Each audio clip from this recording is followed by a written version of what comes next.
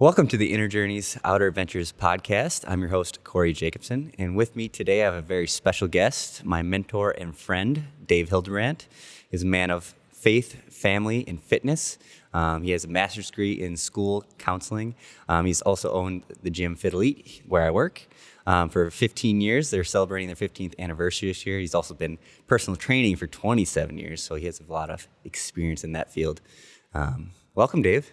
Well, thank you for having me, Mr. Jacobson. So today, kind of want to talk to you about a couple things that we've gone through in my journey through here. And I think the biggest things that I've learned from you is, in some difficult conversations that we've had, is a lot about self-awareness and values. And when I came here, I want to get your perspective of this. When we had that first interview and my first couple times. You and Jesse? Yeah. And myself, yeah. I vaguely remember that. I don't remember very many details about that. Yeah. I think from my perspective of when you sat in the office, this is someone that obviously knew strength and conditioning and was on that path of like, I think this kid, I would have said kid at that time. I know you're not a kid.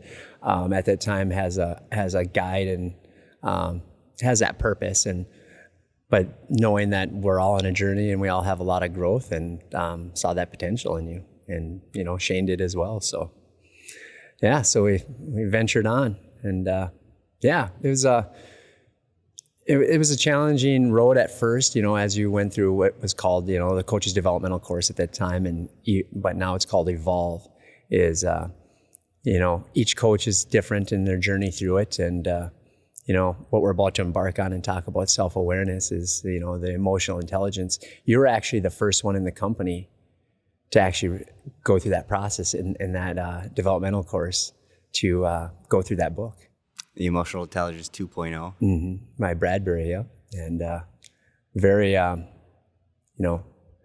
important, I think. I put that book and taking that test, that pre-test that you take in that book, and then the aftermath of seeing where your results are and where you can develop. It's, just like anything, you're going to have to take those action steps to enhance those areas of your life, but it definitely can help you in your journey. Whether it's in the doors of Fit Elite and this job, but in your life in general.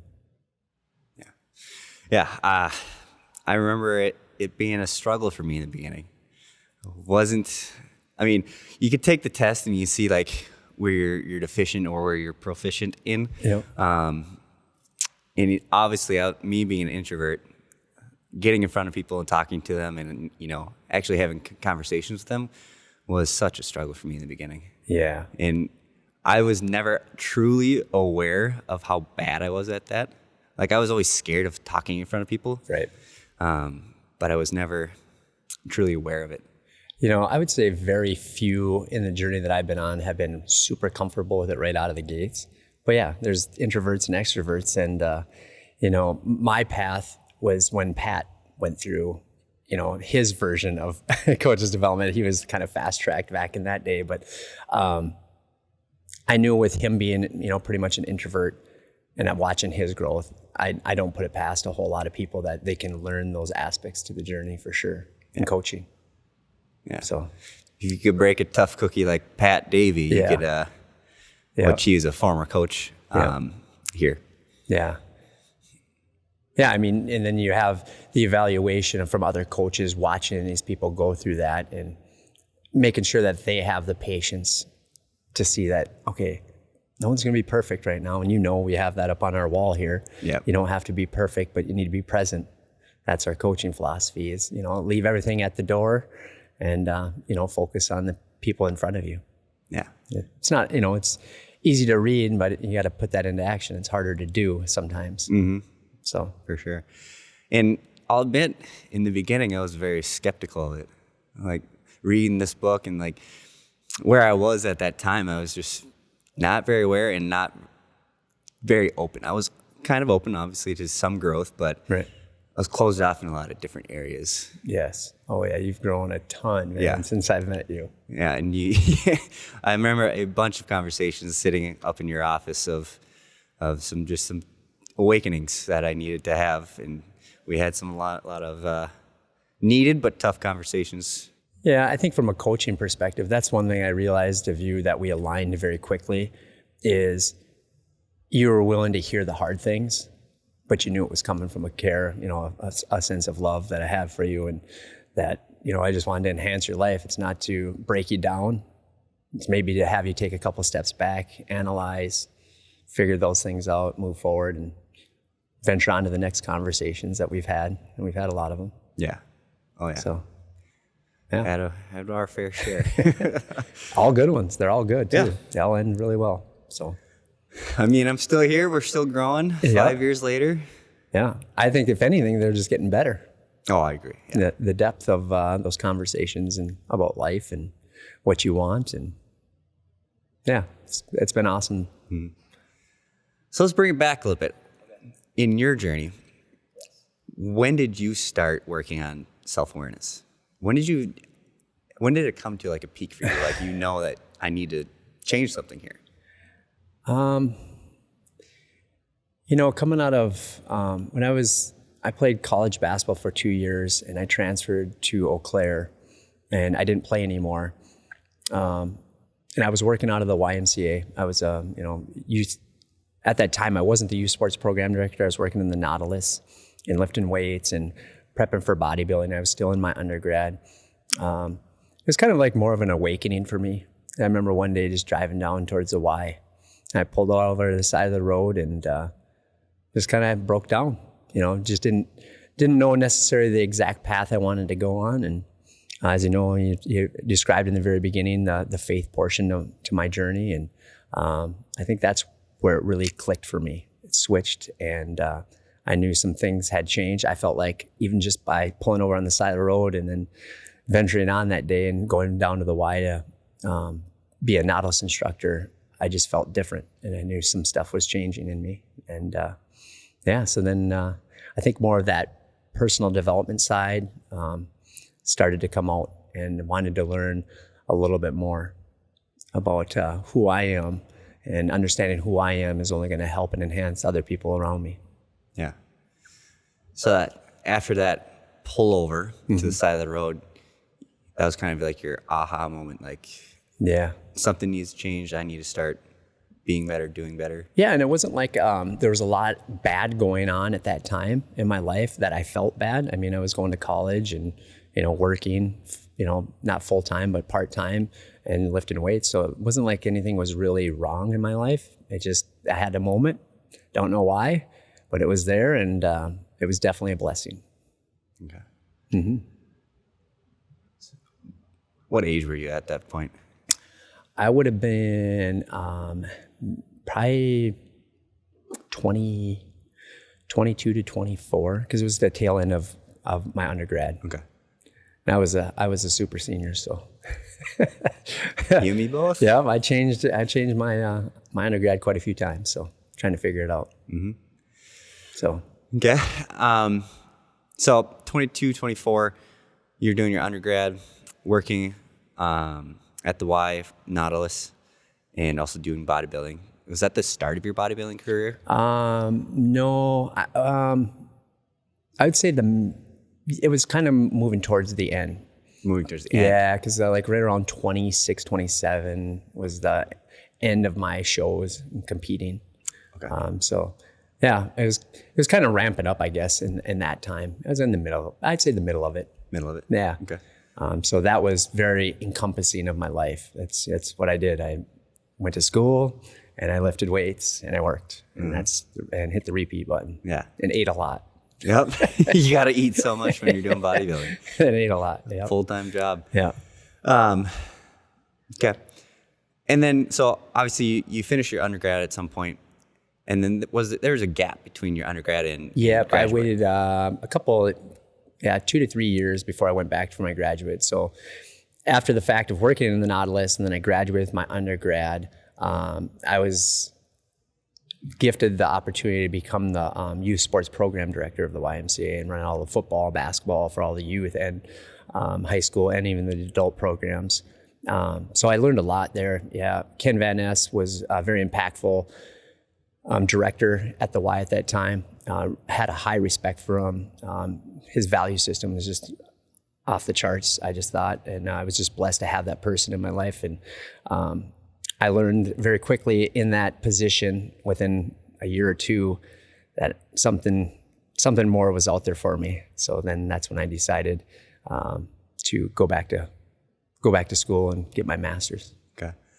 So Ken was a mentor for you almost? Oh, very much. Yeah. Whether he ever hears this or not, I would definitely tell that to his face. He, like leaving there was hard for me because of my high level of respect for him. And the thing is, obviously giving me the opportunity to be in that position at such a young age. And there's a lot of growth. Like a lot of the things that I do in here at Fit Elite are because of Ken and learning his philosophy and in business and how you treat people. Now, this is actually something I've never heard of before. I've never heard of Ken and the impact that he's had on you. Yeah. What are some of the biggest things that you learned from him? I know you said the values you really respected that he had. Yeah, I think, the very first one is, even for, whether it's for myself or for this business, is, character, which when I say character, I really focus on the word integrity. He's always someone that does something for the right reasons. Even when no one was looking, he was always making sure that everyone was taken care of. And his compassion was another big one. And just how he cared for people. You could tell he was just a leader of people, as opposed to instead of just being hardcore business. Yeah, he had it figured out. Yeah, I can definitely see how that impacted you to today. Oh yeah, because that's exactly what I get from you. Mm-hmm. You care more about people than really anything else. Right. And I mean, it's great for business because if you care about people, right, you're going to attract people. Yeah. Yeah. Well, this entity or this platform it's about people, right? I think if you break things down in your journey, it's coming down to people. It's coming down to connection, love, and at the end of your journey, looking back, you can have all the materialistic things you want in the world, but the memories and how you impacted people is what's going to be the most meaningful. Yeah. So that kind of brings me to my first question for you is, how do you take somebody from where I was into becoming a more self-aware person?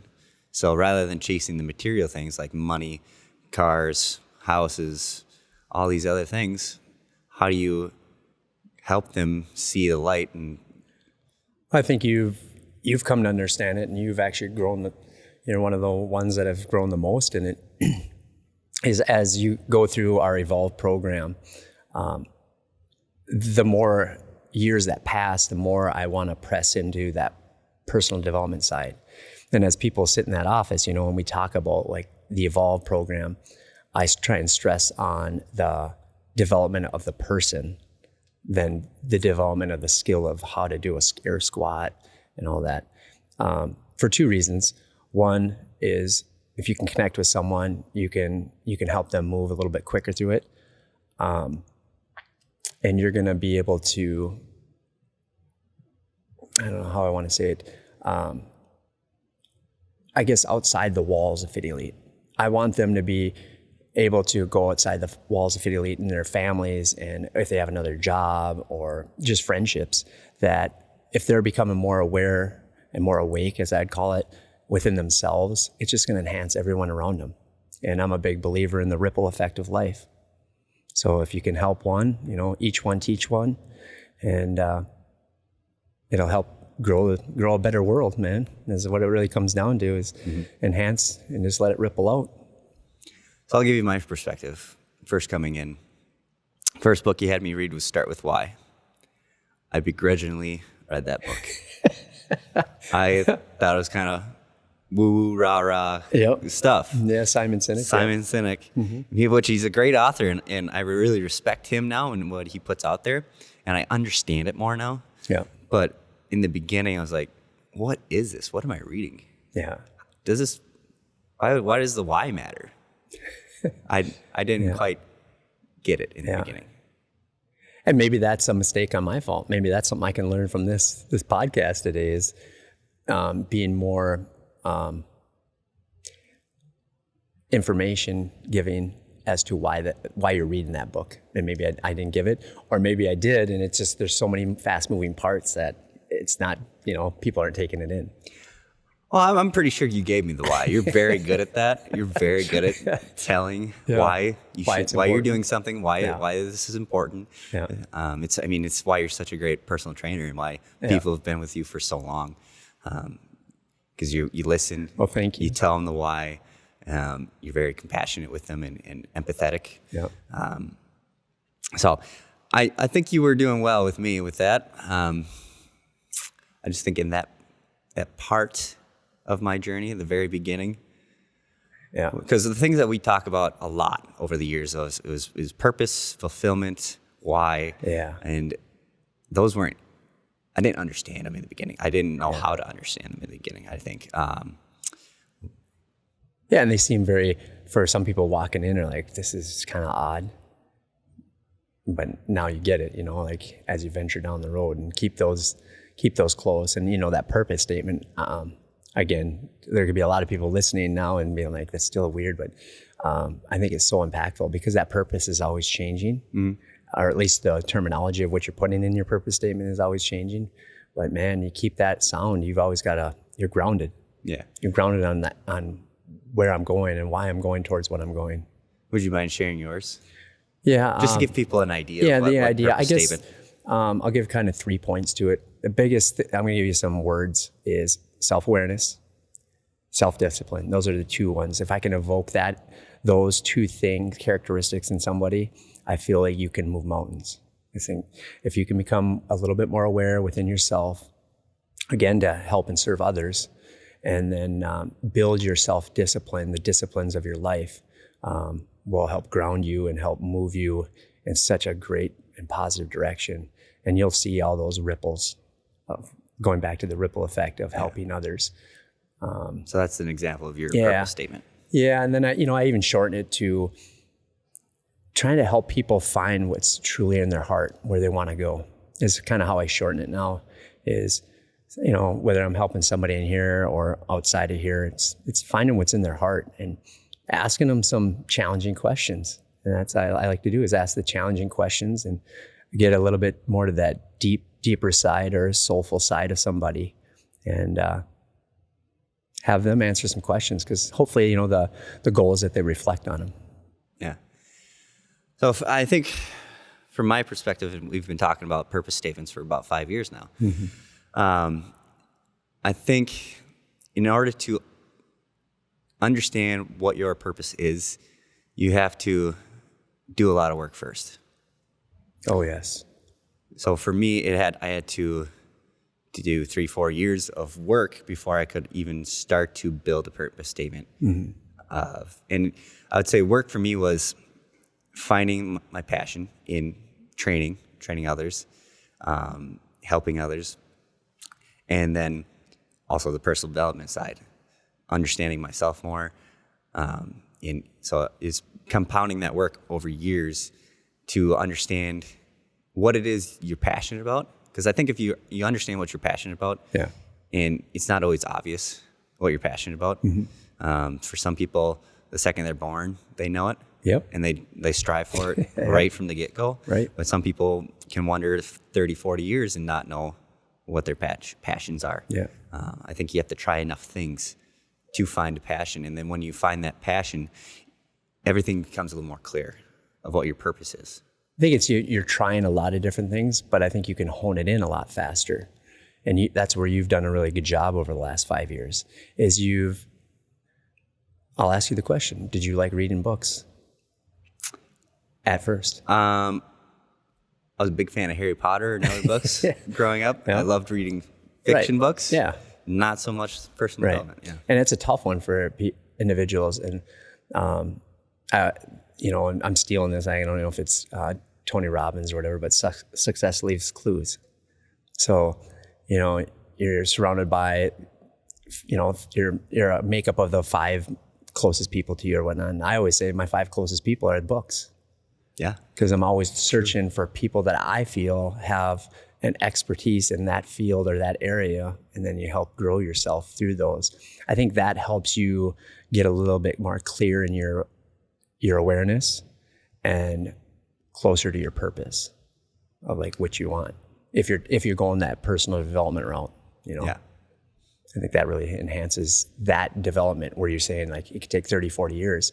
I think the 30, 40 years is because people are living such a mechanical life. And what I mean by that is the patterns in their brain that they've learned, the process is they just repeat that pattern, the mechanical pattern in their life. And it's like autopilot. Yeah. And you didn't autopilot. You chose to dive and do the work, right? It's not easy. Well, I was on autopilot for 25 years. That's what I mean. Yeah. But that's what you're saying. Like people can go 30, 40 years. They can go a whole entire lifetime to their death, and on autopilot. And that's not me judging them. It's their choice. My goal is to help them bring self-awareness, or whoever it is that's along the path, along the journey. And you also you've done a really good job of showing that you want more. I get to see those action steps. I get to see the questions that you like to ask. And then I was like, okay, this guy wants to move. And that's impressive. That's contagious to me. So. Yeah, well, I mean, you've been a tremendous role model showing me the way, really. Well, thank you. You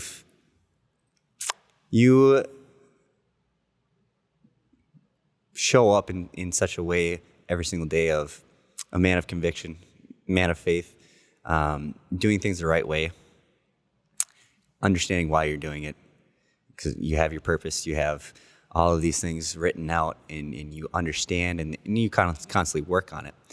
So you've been such a good role model of somewhere that I wanted to be. Because in the beginning, I was kind of lost. I was trying things. I knew fitness was something that I really enjoyed doing and thought maybe it would be something that I'd want to do for a career. Yeah. But then when I got here and saw the way that you impacted people and me and everybody in this company, and anybody that walks through these doors, you show up in such a way that it's infectious. Yeah. Yeah, you're such a bright light. Yeah. Thank you. And Fit Elite wouldn't be the same without you here. And you impacted so many people, and you just showed me that there is a better path. Yeah. And I think that was why I always came to you to ask so many different questions.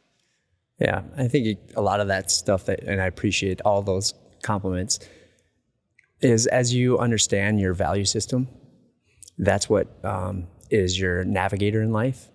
And when you're just living, I know it gets used a lot, the word authentic, and just being your authentic self, things are pretty easy. When you're going to serve and help others, you're asking them to walk through a door. Here's the door. I'm going to show you how. You've got to walk through it, though. I'll give you all the tools that you may need, but you got to show the action. So, I mean, I appreciate those compliments, but you're the one who has to do the work, right? I just get to be a little piece of that puzzle, which, obviously lifts me for sure. I love to see that because I get to see it every day on the floor, as you coach either a class or you're with your one-on-ones. I get to see that a different Corey 5 years down the road. And it's only going to be that much more exciting to watch your journey and see how much more impact you're going to have on a lot of people. Yeah, you know me so well at this point. You know when I'm not right in the head. My mind is somewhere it shouldn't be. Right. And you're very good at helping me course correct. Yeah.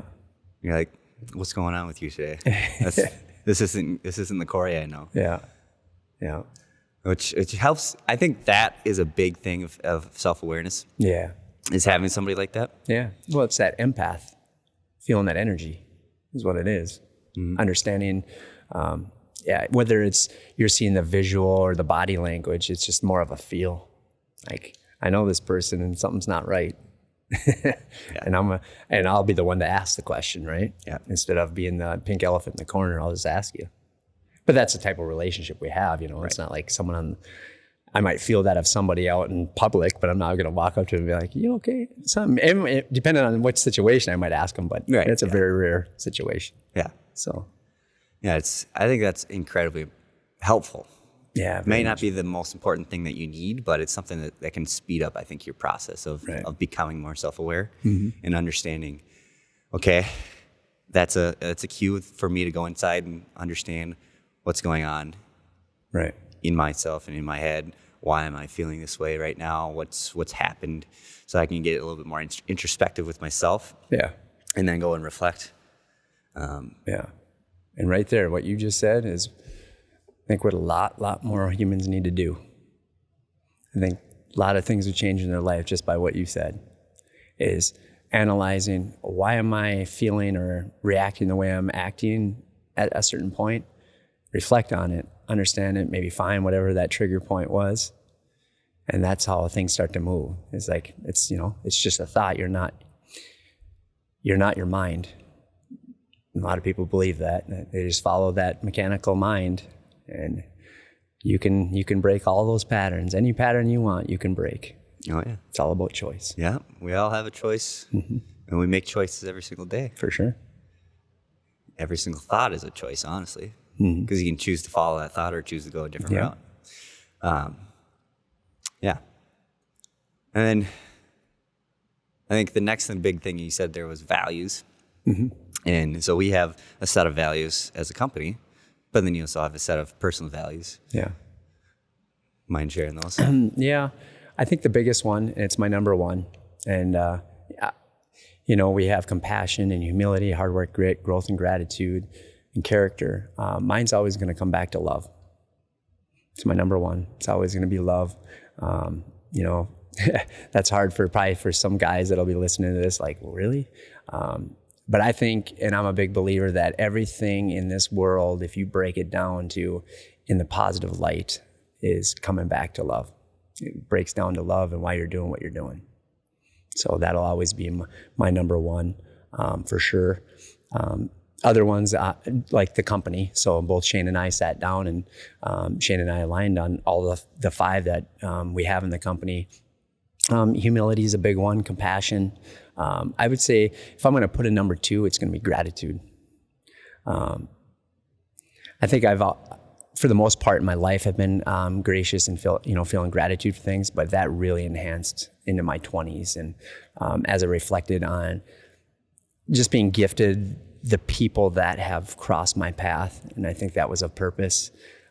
Not everyone has that opportunity in their lives, and I've had some pretty phenomenal human beings cross my path and continue to help guide me. And a lot about my upbringing, so a lot of coaches and teachers along the way have really helped me in my guiding me to be where I'm at today, and being blessed to be in the platform of Fit Elite and being a dad and a husband, and having a strong faith. Yeah, that's one you've stressed to every single coach here. And I think one I've picked up more and more recently, either writing it down every day, or I've actually started one of Tony Robbins' priming things. Oh. Yeah. And it's actually, that's awesome. It's a big difference between writing down a gratitude or just saying it. Yeah. And what they do in Tony Robbins' priming is that he tells you to go back and feel that moment. Yep. Like, what were your surroundings? Who were you with? What were you hearing? And so putting yourself back in that spot and actually feeling the gratitude that you had in that moment, I think it's a lot bigger, and it changes your day instantly. Like, it flips you from any mood you're in into great gratitude and love. Yeah. Well, you can't be angry, mad, or sad. You can be sorrowful and in a state of gratitude. But when you're in gratitude, it's a whole different lens. Which, something just popped in my head. On the Allegheny 100, I remember you telling me you were listening to, I think, was it Rhonda? Yeah, Rhonda Byrne. Rhonda Byrne. And it was a gratitude audiobook, right? Yeah. And you said you were in your lowest moments. Yeah. To pull you out of that.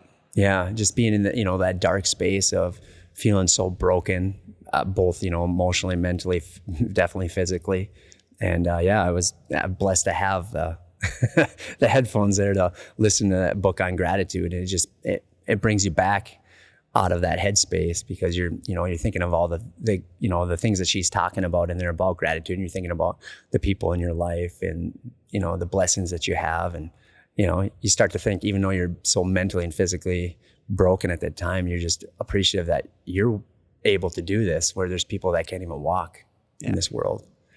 I can't get out of bed, and I'm gifted to be able to out here in the middle of Pennsylvania trucking away for 50 hours. So, yeah. I will say I had a similar thought when I was going through my Spartan in Vermont. 14 hours of pain and suffering, and I had the thought of, like, somebody that can't use their legs wouldn't be able to do this right now. Right. And it was a brief moment. I didn't hold on to that for very long, because I went back to, I want to quit and I hate this. Yeah. And everything hurts. And yeah. That's the beauty of, you doing that though, Cor, is that right there. That's such a life changer, is, going through that pain and being able to feel that pain, but yet still to be able to persevere. It just makes so many other things in life that get challenging a lot easier. so much easier. Well, like you said, feeling mentally, emotionally, physically broken. And I remember vividly at the end of that race how grateful I felt to be done. Mm-hmm. To be honest, I wanted to be done for a very long time, but I was on the verge of tears and breaking down right there. Right. Well, I mean, you just did something that very few have been able to do out in Vermont. So that's an impressive feat, man. Well, so is your Allegheny. It's brutal. Talk about that just a little bit. Let's touch on that. All right. Yeah. So it's in Pennsylvania. It's a Pennsylvania. It's a 58. You have to ruck 100 miles in 50 hours. And, the beginning goal and the end goal was to do it without necessarily having a full-fledged team. You're kind of living off the land. Although along that 100 miles, there was some pretty special people that out of nowhere, and obviously in Paul's family helped at one point where I was pretty broken. And what I say by that is that there was some extra food, there was extra water, people walking that were giving away like water, and randomly out in the middle of the woods. You're trucking 100 miles. And I think those people were placed in my path for a reason. That was all a purpose to finish that thing. It was it was not easy, but I learned and grew a lot, and got to do it with a couple of good people, good humans along the way. Brian trucking along with me. So what was the state of your feet? Oh, I just remember it was at the 40, they had markers. You had to write in like a logbook where you're at. Those were your checkpoints. Oh, okay. That's how they knew if you're still out there, if you're alive, or because they were very particular. Like if you didn't sign in, they're going to come looking for you. At mile 40, I just remember feeling like my feet were broke. Like I just literally felt like my bones and my feet were broke. Just, that was tough. And then you just kind of keep working through it through your mind. Like, they're not broke. If you can still walk, you're still able to do this or run. Yeah. That was a tough point, 40. And then I think Brian and I were up for close to 28 hours straight, and it was like 1:30 in the morning, and we're in this like mountainish region where it's just all these boulders, and it was just, terrain was just horrible. And it's probably one of the times where I was the closest to saying like, man, I don't know if this is worth it. And probably the one time I've trained a lot with Brian through the years, and that was the one time I seen him as broken as I've ever seen him. And so we ended up sleeping for, I think it was 2 or 3 hours there. We set up camp, and but then we overslept, and then we had 30 miles to go on the last day, and we ended up doing it, but it was tough. But we got through it and still standing. So me and you have done some crazy feats. Yeah. And a lot of people look at us like we're crazy. Like, why are you doing this? Do you think that comes back to some of your values? Oh, yeah, for sure. Some of the things I think about is you have internal and external things in your life. And internally is joy, I believe, and externally is happiness. And, so I got obviously some internal things that I want to challenge myself to improve myself, and like I've already talked about, I think it helps bring you to a state where things can get challenged in your life, where maybe some other people want to just fold. And that allows me to just say, take a deep breath, and this day too will end. And every day is a new day, but try and make each day, a masterpiece. And whatever comes, whether I make it through that day or not, I know that at the end of the day, if I'm looking in the mirror, I can say I gave everything I had. And the further the external piece to that is, I feel like I've been gifted a platform. And with the more things that you're gifted in life, the more responsibility that's going to come with it. And I don't say that as a stressor, because I'm just appreciative that I have those platforms, and I want to, keep pushing the needle a little bit to help enhance others. It's like, I'm just like everyone else. I'm another human being. And, if it can show a little perseverance and some discipline there, and maybe that'll inspire or motivate a little bit to somebody else and help them truck through some hard times in their journey. Yeah. And I'm not just talking physical. Yeah. Well, I feel like these events where you're pushed so much to where you feel like you are broken mentally and physically, it gives you some insight into how much more you do have left. Oh, yeah. And then you can, in that insight, you can kind of give that away to others and give them a glimpse of how much more that they actually have. And what is possible for them. Yeah. So like me and you are pretty normal people. Like we're not outstanding athletes. We've done athletics most of our life, but we're not the best of the best. Yeah. Right.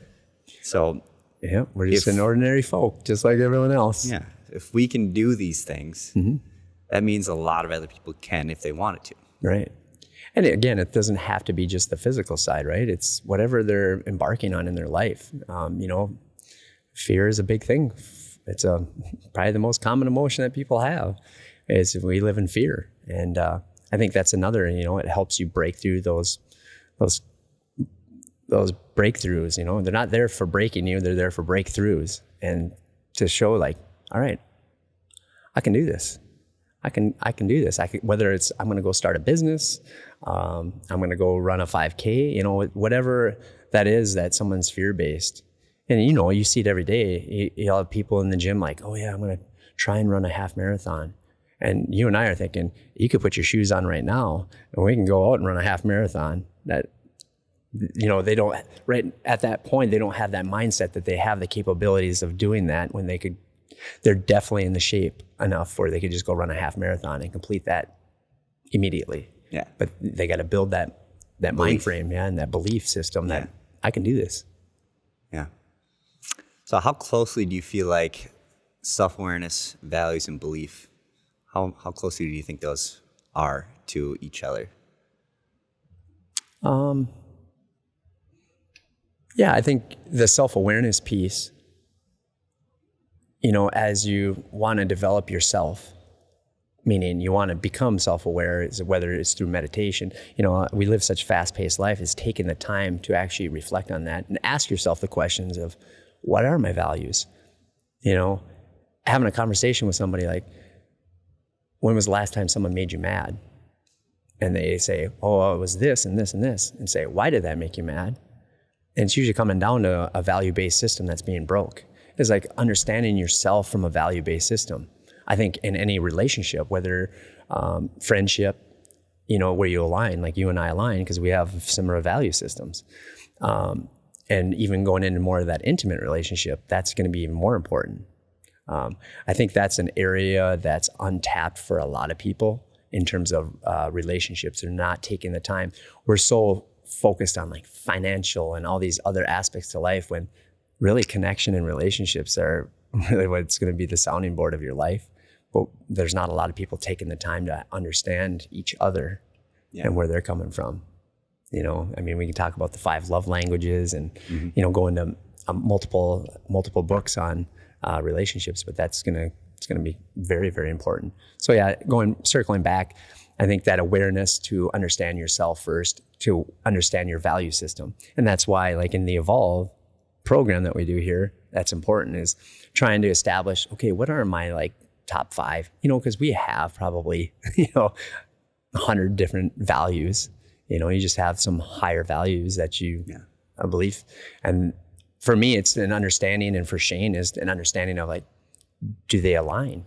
You know, usually, I mean, you know this, everyone that's usually working here is aligning at some level on those 5 core values of the company. Yeah. So, yeah. For sure. I think last year, one thing that came up for me was partially self-belief or having a strong belief in anything. There was a moment where I kind of struggled, like, what do I actually believe in? Like, what do I strongly believe in? Do I believe in myself? What are the beliefs that I hold strong and near and dear to my life? I already had like known my values, was becoming more self-aware. And I kind of had a moment where I went to a conference, and all these people are like high conviction, really successful. They have a very strong belief in what they're doing and what they're saying. Mm-hmm. And I just had to take a second and be like, I don't know if I'm there. I'm like, I don't think I believe as strongly as they do in anything. Mm-hmm. I definitely believe in myself more, and I think it's because of the work that I did in the past year of like working with in business, on my personal development more, on my, I'd say, philosophy and faith. Mm-hmm. That's helped me. But where would you say somebody that is struggling with self-belief or having any belief in anything, where would you say they should start? I think going back to the value system is if you're struggling, like, what do I really believe in? I think deep down you do believe in yourself, but it's understanding yourself. So I think at tackling your values, finding like, what is it? What do I value the most in my life right now? You know, I don't know if it's, you know, I'm not talking about you, but just someone in general. Is it money? Is it relationship? Is, you know, what is it? Is it feeling, you know, we live in we're just humans. So we all, you know, our mind is built for comfort. So I think that'd be the place I would tell someone to start, is like, well, you can't say, what's your purpose statement? Because they don't even know what they believe in right now. I'd probably start with values and say, let's talk about your values, you know? And then you might even, I've had this answer is like, I don't know what my values are. So then you got to start asking questions, right? Like I just gave you an example a few minutes ago. Give me a situation where something made you really upset. You can start with, even though it sounds negative, but you really learn your value system that way. Like, oh, that's why. Okay. So then they have the trigger of like, oh, okay, that's important to me. And then you just kind of keep trickling down on values like that. I mean, or, you know, like the Evolve system, we have sheets that ask you these questions, and then you're breaking it down, and it's not going to be a perfect science right away, you know, on what your values are. You could be thinking like, wow, these are really tough questions, or they seem odd. Yeah. But it's just uncomfortable for people. So finding that belief, I think, is going to be another aspect to your value system. Like, so I'll use the value system for me. So, you know, I have a strong faith, that's a grounding board for me. I know everything for me leads back to that 100%. So that's an easy belief for me Yeah. What is it you say? Is it, through me for you? Mm-hmm. Every time I drive to usually this facility, it'll click to me because it's such a habit now. But I try not just make it a mechanical habit. It's like I feel that. Yeah. Yeah. You know, for the Lord, and just working through me for everyone that I'm about to embark on for that day, is, you know, whether it's going to be a really tough conversation with me challenging somebody as in an employee, or I might have a client that's going through a really, really tough time, and just asking for that guidance. Give me the words that they need to hear today. Just continue to move through that journey or that challenging, whether it's a form of compassion or a form of challenge, both loving in both ways. But yeah, so. Yeah. I think one thing that I think makes you special in your approach is you've been very direct with people. You don't beat around the bush. Yeah. But you also come back with it. I'm telling you this because this is out of love. Yeah. I wouldn't tell you this if I didn't care. And you know that's coming from a true source there. And I know you know that. Oh, yes, for sure. I say that especially because I want them to feel, that this is coming. Some people don't believe in tough love. Well, I do believe in tough love. I think there's times where you need to hear the uncomfortable and you got to walk through it. And as I'm wearing the hat that says "Into the Storm," you got to walk through those storms to get to the brighter side. Tell that story about that hat. So this is actually Rich Froning's hat, former CrossFit Games champion, but he has a company with about a buffalo. He owns buffaloes. Buffalo is the one animal in the kingdom that, as the storms come over the mountaintop, all the other animals in the kingdom scatter. But the buffaloes, they herd together and they churn and they face the storm and they go through it immediately because they know that there's going to be breakthrough. And the brighter side of the storm is on the other side of that storm. And that's just such a good example of life. Is, we don't want, we live in fear and we want to run from the hard stuff. But you just gotta face those storms. And it was interesting because we're on a podcast, but I was listening to a podcast and I'm in 100% agreement that it is probably my favorite podcast of all time. Oh, really? Yep. And I've read his books. I'm actually on his second book. But David Goggins, I think he's with Huberman and he's talking about. I listened to that. He's just so direct. You were talking to me about being direct, and obviously he's very abrasive, but you have to understand him. And I think a lot of people misunderstand him. Yeah. But I love his directness. He's no nonsense. He's abrasive. He can come across to some people not really cool because of his language. Mm-hmm. But he's got it figured out, man. I think why I align with him so much is his authentic side to him is unbelievable, and he's so direct. Yep. And I think if you can get past the way he talks, mm-hmm. there's so many important lessons that you can learn from him. In his first book, Can't Hurt Me, all he talks about is facing your demons, facing mm-hmm. the things that mm-hmm. you were shying away from, that you're running from. Right. Because that's what's holding you back in life. That's what's actually causing pain in your own life, is you're not facing your issues and what's wrong in your life. Yeah. And he has such a powerful story about it because of the way he was brought up with an abusive father and everything that he went through growing up and his mom went through. And his second book is actually really awesome to hear him and his mom talk. See, I haven't made it through it, but I need to, just listening to that podcast, I was like, man, you just triggered something I was thinking about, and it sounded somewhat ridiculous for some people, but if you've never watched the movie Soul, it's a Disney Pixar movie. And so the alignment I'm trying to make is you're just talking about, facing those demons.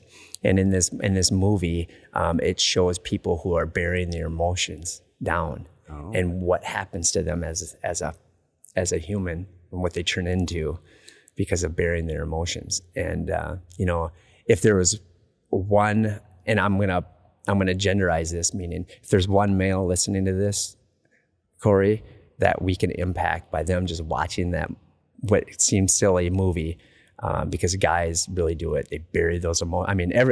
Women and men do it a lot, but there's a lot of guys that just bury those emotions down, mm-hmm. and it permeates their life, right? Yeah, they become hardened. Yeah. So it's the opposite side of the positive ripple, and it just impacts and implodes everything in their journey. Mm-hmm. instead of facing that stuff. Yeah. So, yeah. Yeah. Honestly, I listened to David Goggins' first book before I went on to the Spartan race in Killington. And a lot of things he talks about definitely help you when you're going through something incredibly difficult that you feel like it's going to break you. Honestly, when he says that the 1 second decision where it's all you have to do is get past that, like instead of saying, I'm done, it's 1 second over and over and over again. And that's so true in life because nothing is ever going to stop changing. Right. You're always going to have to make the decision to improve rather than stay comfortable or like I think if either you said it or I've heard somebody else say it, but if you're not growing, you're dying. Yeah, for sure. There is no complacency in this life. I've come to believe, honestly. If you want everything to stay the same, that's when your life starts to crumble. Yeah. As you say that, the things I think about is as people become more self-aware and they figure out, even asking the question, are you a person of certainty or uncertainty? And which side of the road do you lean towards more? Mm-hmm. And people that really live on that high level certainty seem to struggle a little bit more. Yeah. In the recent it's not past, a bad thing. I mean, we all have it to some level, but if you're leaning, it can get really challenging in your journey. Yeah. In the recent past, I remember me and you having plenty of conversations about this. Mm-hmm. Just because we're concerned about the individuals that are so high level certainty that they can't step out into some unknown or some challenge. I think, like you said, even like a half marathon, people are I think they're so high level certainty, and that's an unknown for them. Yeah, so uncomfortable. And stepping out of that certainty into that uncertainty, they just comes back to fear. Yeah. It's such a fear of the unknown for whatever's happened in their life that accepting that challenge is something that they're just not ready to do. Yeah. That's, obviously it's just a small paragraph in the things that my daughter Eliana has studied, but understanding that fear is, like I told you early on, that fear is the most common emotion, but it's what you do with fear that makes all the difference. If you're interested in challenge, you'll be interested in fear. That's a big one. If you're interested in challenge, you'll be interested in fear. And challenges are something that we want to rise towards because it'll make all the difference in your life instead of shying away from them. Yeah. So that's something Justine and I have trying to build into Ellie and she knows if are you nervous? Yep. What does that mean? I'm ready. So she's learning, fear is a part of life early on, and I gotta face the storms. Yeah. Said, you'll be all right. You're ready. I think the conversations that you have with your daughter, I think, is one of the most amazing things to help somebody build self-awareness. Yeah. Yeah, she's a fun one. Yeah, it's just fun, as she grows, she's 8 years old, but the level of conversation you can have.